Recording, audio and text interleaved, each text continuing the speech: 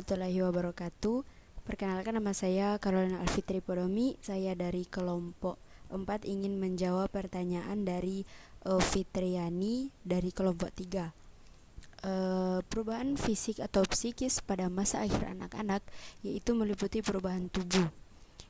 Periode perubahan tubuh yaitu masa akhir anak-anak meliputi pertumbuhan yang lambat dan konsisten.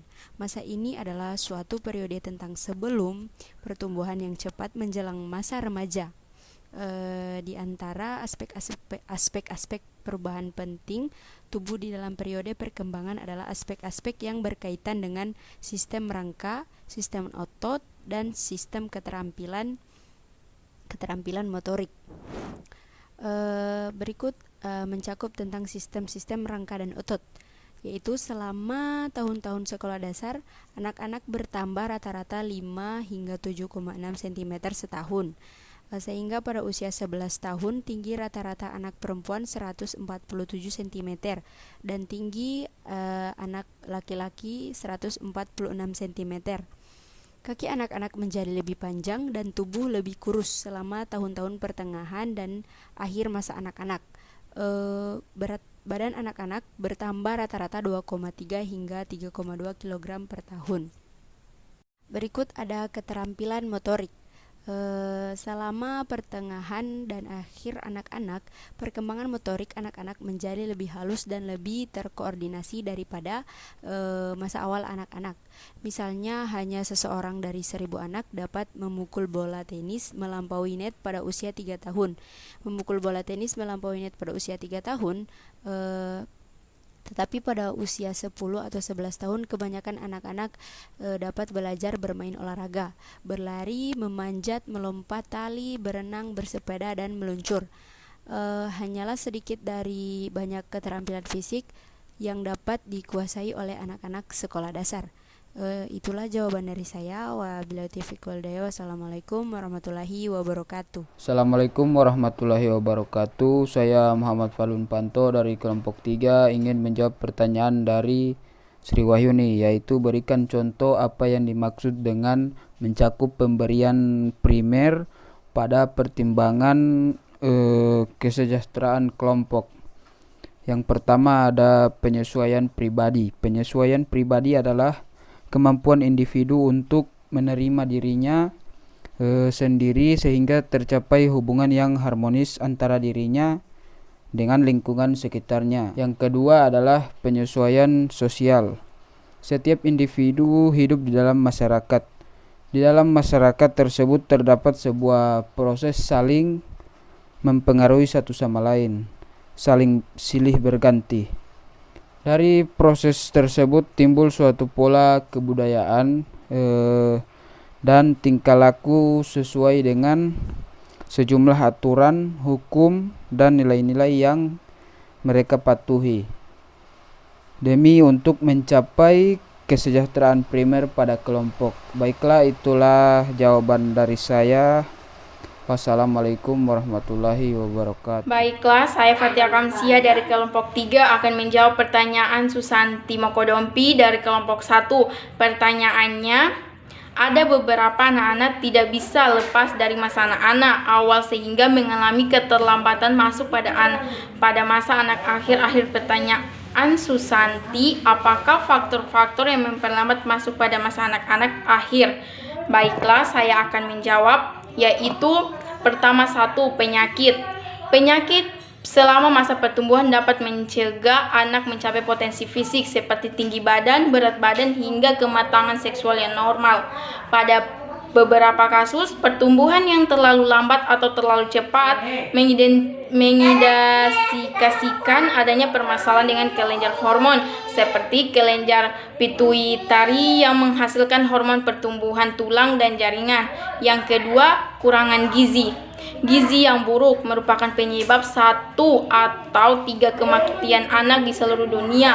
Anak yang kurang gizi memiliki daya tahan tubuh yang lemah terhadap infeksi dan bersikap tinggi, mengalami kematian akibat diare dan penyakit saluran pernapasan. Infeksi lain yang berulang juga dapat mengganggu status nutrisi anak, membuat mereka lebih rentan terhadap infeksi lainnya, dapat memicu malnutrisi dan pertumbuhan pendek. Terus yang keempat itu faktor yang memperhambat tumbuh kembang anak. Yang ketiga itu kebersihan yang buruk. Kebersihan diri sendiri maupun lingkungan di sekitar anak perlu diperhatikan. Pastikan anak selalu membersihkan diri atau memandikan secara teratur. Kemudian jagalah kualitas dan kebersihan makanan, minuman, dan lingkungan di sekitarnya. Buanglah sampah pada tempatnya. Perhatikan pula lingkungan bermain anak agar anak terhindar dari resiko menderita penyakit. Yang keempat, perilaku orang tua. Selain dari kesehatan anak, perilaku anak juga memberikan gambaran apakah ia bertumbuh kembang dengan optimal secara psikologis. Faktor utama yang mempengaruhi perilaku anak adalah perilaku orang tua. Beberapa contoh perilaku yang dapat menghambat perkembangan anak antara lain bersikap terlalu protektif. Sekian dari saya. Wassalamualaikum warahmatullahi wabarakatuh. Assalamualaikum warahmatullahi wabarakatuh. Perkenalkan, nama saya Ventira Wiyajuali. Saya dari kelompok 3 ingin menjawab pertanyaan dari Verlaine, yaitu dari kelompok 2. Pertanyaannya, jelaskan faktor apa saja yang dapat menghambat dan menyebabkan dampak negatif terhadap perkembangan anak sekaligus solusinya untuk hal ini. Jawabannya yaitu proses tumbuh kembang sangat terkait dengan faktor kesehatan. Dengan kata lain, hanya pada anak yang sehat dapat diharapkan terjadi proses tumbuh kembang yang optimal. Meskipun proses tumbuh kembang anak berlangsung secara alamiah, proses tersebut sangat tergantung kepada orang dewasa atau orang tua. Faktor yang dapat menghambat dan menyebabkan dampak negatif terbagi 4 faktor, yaitu pertama, penyakit, kedua kurang gizi, ketiga kebersihan yang buruk, keempat perilaku orang tua. Yang pertama, penyakit. Penyakit selama masa pertumbuhan dapat mencegah anak mencapai potensi fisik seperti tinggi badan, berat badan, hingga kematangan seksual yang normal. Pada beberapa kasus, pertumbuhan yang terlalu lambat atau terlalu cepat mengindikasikan adanya masalah dengan kelenjar hormon, seperti kelenjar pituitari yang menghasilkan hormon pertumbuhan tulang dan jaringan. Yang kedua, kurang gizi. Gizi yang buruk merupakan infeksi lain yang berulang juga dapat mengganggu status nutrisi anak, membuat mereka lebih rentan terhadap infeksi lainnya, dapat memicu malnutrisi dan pertumbuhan pendek. Yang ketiga, kebersihan yang buruk. Kebersihan diri sendiri maupun lingkungan di sekitar anak perlu diperhatikan. Pastikan anak selalu membersihkan diri atau dimandikan secara teratur. Kemudian jagalah kualitas dan kebersihan makanan, minuman, dan lingkungan di sekitarnya. Buanglah sampah pada tempatnya. Perhatikan pula lingkungan bermain anak agar anak terhindar dari resiko menderita penyakit. Yang keempat, perilaku orang tua. Selain dari kesehatan anak, perilaku anak juga memberikan gambaran ia bertumbuh kembang dengan optimal secara psikologis. Faktor utama yang mempengaruhi perilaku anak adalah perilaku orang tua. Terima kasih. Assalamualaikum warahmatullahi wabarakatuh. Assalamualaikum warahmatullahi wabarakatuh. Nama saya Pradiasti Putri Maulana. Saya akan menjawab pertanyaan dari Berlian.